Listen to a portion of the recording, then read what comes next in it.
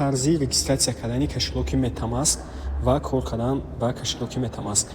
Нигоҳ кунед, медонед iPlay Market ё App Store MetaMask поиск метиҳен, немхе чӣ қадар ки дар рӯи канал мебурам MetaMask поиск метиҳен. Баъдан скачат мекунед. Вақте ки даромадаен дохили кашалок, саздад нови кашалок мекунед.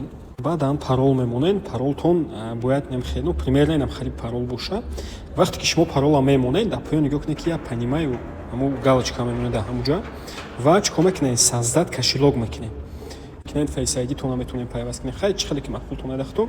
Начат работа рамаҷихен. Дан я бори дигар начат мекунед, да шумо сет фраза мебуред. Обязательно сет фразаро дар дафтартон бинависед.